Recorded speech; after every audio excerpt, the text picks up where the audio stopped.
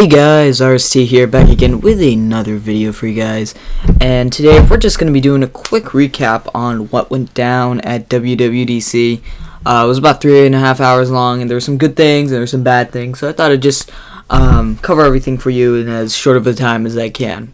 So Apple kicked off the show with watchOS, launching watchOS 3, and besides the fact that the apps load faster and there's a couple new watch faces, and you can call 911 with it now, there wasn't really much else, and that really was pretty freaking disappointing to me, because it's been 2 years since the watch launched, and now is the time Apple focuses on making speed improvements. I just think that's a bit ridiculous.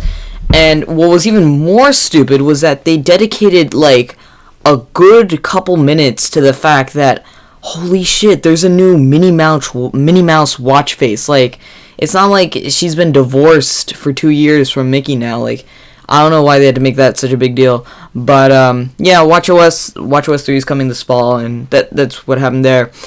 tvOS also got a little fix-ups. It got Siri now.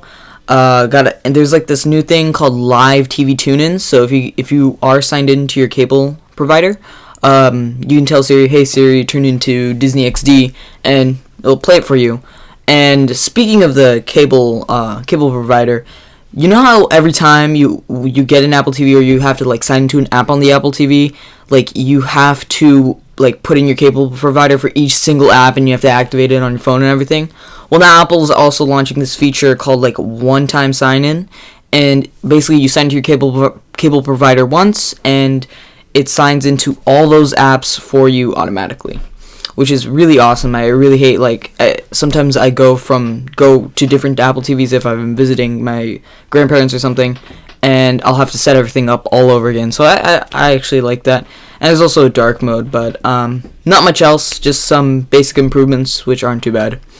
Now let's get into what a lot of people, or me, was really excited for, and that was OS X, or should I call it macOS now.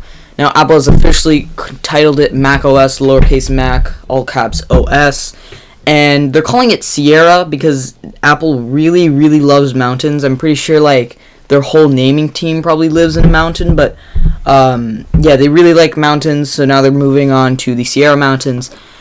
And I actually really am excited for this update. So continuity got improved hell of a lot. Now, if you have your watch on you, or if you got your phone on you, your Mac, you don't need to type in your password, because as I think Phil said, it wasn't Phil. Who was it? It was Craig. As Craig said, your watch and your phone already know who you are, so it just signs you in automatically. And I really like that, because sometimes I have an external keyboard, so sometimes I mistype shit. So I actually really like that they're fixing up continuity with that.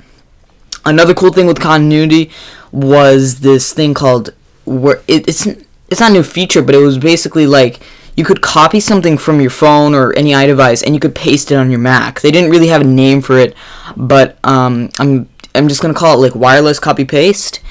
And that was also really cool because they had this demo where basically this guy, Craig, had a presentation on like a map and a trip he was making, and he was working on a map on his iPad, so he just copied it from his iPad and just pasted it right into the presentation just like that, and he didn't need to like drag it or anything, just copy paste.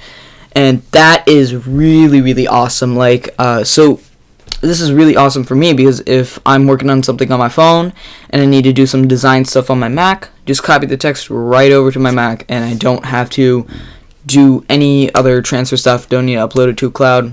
It's pretty awesome. Also, as everybody was expecting, Siri has come to the Mac. They did a couple questions with Siri, and it can handle some pretty complex questions. For example, I think they asked this one question about files. It's like, "Hey Siri, pull up my files that I worked on last Tuesday for a science field trip." Oh my god, my Siri got triggered. But yeah, they basically asked, okay, like, pull up my files that I worked on last Tuesday for a science project. And it's just like, and then he added that on with only the ones I worked on with Phil. and it minored that down, and it did it pretty fast. So I am definitely seeing, even though Apple's not officially saying it, they definitely are making Siri a lot smarter. So yeah, that's it for macOS. Last but certainly not least, guys, Apple took the wraps off of iOS 10, and a lot of new features were brought to the table. First off, there wasn't really a major redesign, but there was a couple little design tweaks here and there. Most noticeably was the cloud bubble notifications now. Like if you get an alert or something, if you get a little notification now, it comes in this little cloud bubble now instead of being like a gradient block or a transparent block, so it looks a lot cleaner now.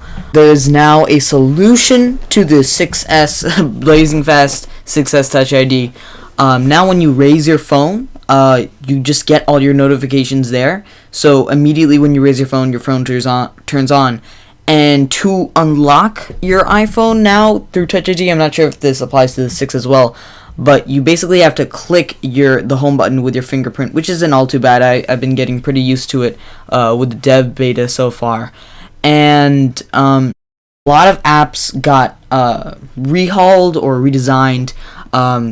First of all, there is a new app called Home, and this Home app finally takes good advantage of Apple's HomeKit, and it basically allows you to have all your home devices, your Philips Hue bulbs, your Canary, your August Locked, all those smart devices to be connected in one app. And you can even create these things called scenes, and in these scenes you can have like, okay, hey, you can tell Siri, hey Siri, good morning, and it'll start putting your lights on, making your lights a certain color, opening your garage, checking who's outside the door, opening the curtains, stuff like that, etc. And you can create multiple versions of these scenes. I don't really have any smart devices in my home, but I'm pretty sure for anyone who does, this is going to be a really, really exciting feature. There was a new feature to Photos. It got a bit cleaner, and there's a thing called Memories now, where it kind of just auto compilates all your moments and stuff, and it will remind you of certain things. I've been testing it out so far, and the only video it's really made is a video of like the best of 3 months ago. But the problem with mine yet, I guess it's not a fully polished feature, is like it literally just takes everything from your camera roll and stitches it together in just one big video. And I think it looked a lot better in the presentation, so I'm assuming they're still working on it. Now onto the more important apps, Apple Music and News. Apple Music definitely got a redesign. It kind of looked a little brighter than I expected it. I thought they said it was going to be a black and white background, which focused heavy on album artwork. Well, instead of like a black background, it's more like a white background with black titles. And definitely big focus on that album artwork, which looks really nice. The player got revamped, and it looks a lot cleaner as well. Control Center also got a little tweak. It looks a lot cleaner. It's got that cloud bubble effect as well. And all looks very clean. News kind of took from Apple Music, and it also has those black and white titles. And some colorful titles as well. Like Apple Music, and it also looks pretty sleek as well. Some people were actually saying that the new News logo actually looks like the Dota logo, which is pretty interesting. If you're a Dota fan now, I think you might read Apple News a bit more. But yeah, that was about it, except for one more thing. Siri got a hell of a revamp. Apple extended a lot of APIs to developers, including the Messages API and the Siri API, and now Siri can handle a lot more complex questions. Like you can tell Siri, "Hey Siri, pick me up an Uber," and Siri will get you an Uber. Or if you say, "Hey Siri, give me an Uber to Chipotle," then it'll say, "Okay, what do you want from Chipotle?" and it can take that order. It's definitely getting a lot smarter, even though Apple is not officially saying it. It definitely is. It definitely is getting a lot smarter. And also, Messages got a little refresh. Messages now can. It's like, I don't know what to call it. There's like now text bubble effects. Like there's full screen. Whenever you send a message now, you can have bubble effects like transparent text. You can do handwritten messages now. You can do sketches like on the Apple Watch. You can. There's also these full screen bubble effects. Like if you send happy birthday, the bubbles will rain down. and there's this new app drawer is what they're calling it, so you can have like GIF boards, as many GIF boards as you want, all in one place, and sticker boards. They had this Disney sticker board, and the cool thing is like you can like drag anything from that drawer on directly onto the message, so you can stick a sticker anywhere you want. And so yeah, the Messages app is definitely getting some love right there. I definitely did have one more thing. I was kind of disappointed it wasn't the new MacBook Pro, but it was the Swift Playgrounds app. And I really, really love this app. I wish I had this when I was a bit younger. But it basically teaches kids how to program in Swift, and it goes from easy lessons to really complex ones. They even had a physics emoji app that she made, that the demo lady made right on the iPad, and it looks really cool. It's kind of like Xcode on your iPad. I'm not sure if it's coming into any other devices as of now, but yeah, that's about it for Swift Playgrounds, and I'm really, really excited for that. It's also free, so any kid who wants it, definitely encourage getting that. And last but not least, all public betas do come in July. That's for macOS Sierra and iOS 10. I'm currently running a dev beta right now, and I can give you my thoughts on that pretty soon once I get more experience with it, because as of now, I've only had like a couple hours with it, so let's see how it is. That's it for the video today, guys. Please leave a like if you enjoyed this video in any way possible, or if I helped you know something you didn't know before. This is RST with another awesome tech video. If you guys smash this like button hard enough, I will personally send you a small loan of $1 million, so that will be very exciting to the lucky person who gets that.